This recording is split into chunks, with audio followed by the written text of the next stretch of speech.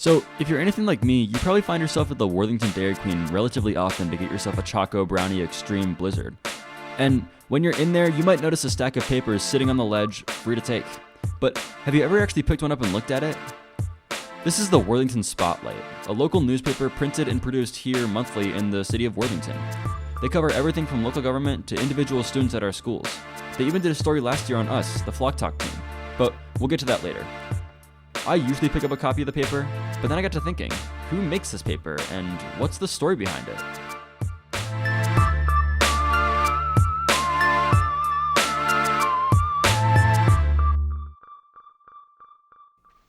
Open up a copy of the paper and you'll see one name pretty consistently throughout. I'm Cliff, Wiltshire. I'm editor and publisher of the Worthington Spotlight, also the Clintonville Spotlight. I worked for the Suburbia News for about 25 years. It was a group of weekly newspapers.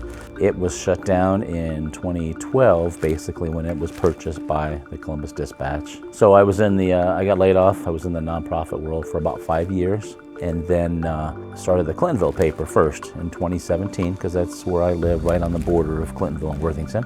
Early in 2020, I was approached about starting a paper in Worthington, and it seemed like a natural fit, being a neighboring community. So after a few months of plotting out what I wanted to do, I started just as the pandemic was kicking off. So that made for some interesting times. I knew that the hunger was there for people to support newspapers. Cliff quickly recognized the potential that Worthington had to be covered in a monthly paper, but he knew he couldn't do it alone. Different people are brought in to cover different aspects of our community. Some of you watching might have met Seth Shaner, the Spotlight reporter for Worthington Schools. I try to tell the good news stories of the schools here in the community. And by doing that, I reach out to principals and teachers and things like that and try to find out, what's going on in your schools and what would you like the community to know about.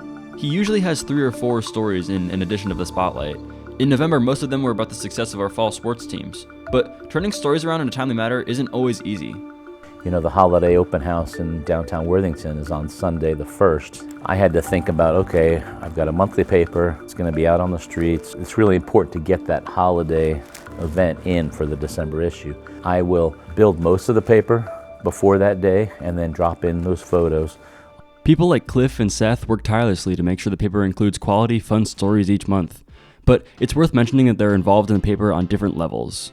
Cliff is involved exclusively with the Worthington and Clintonville Spotlight papers, but Seth is what's known as a contributor, which means he isn't technically a member of the paper, he's someone who sends in stories each month without being an exclusive writer for the Spotlight. Seth is a recurring contributor, but you don't have to be that to contribute for the paper. This is Emma Lynch, a Thomas Worthington graduate from the class of 2024, currently studying journalism at Ohio University. She wrote that story on the Flock Talk team I mentioned earlier. I was involved in EBA all 4 years throughout Thomas, and during your senior year, during the 2 semesters, you experienced working like a small business. Ideally, you worked the aviary, and then the other half of the year, you had a local internship. I was going into journalism. I was like, who could I figure out how to write with? And it was funny. I'd gone to my mom and I was like, I have to do this internship. And she was like, do you know Cliff Wiltshire? I had checked it with Mr. Savage because obviously he gives you like a list of like the commonalities and like people that they've used in previous years. He was like, yeah, Cliff is great. Do that. He was like, what do you want to do? What's your plan? He like even went over like my college essay with me, and it was very fun. It was awesome. And I ended up, my big project was doing a piece on Flock Talk, and it got publicized into the paper. There's a photo of you guys, and it was just a very like full circle, like, okay, I can do this. And it was something I enjoyed. In a day and age where there are only around 6,000 regularly printed newspapers left in the country, we're pretty lucky to have one here in Worthington, created by such dedicated teams of people. If you see a copy around Worthington, you should pick it up and read it. You'll find some pretty cool stories.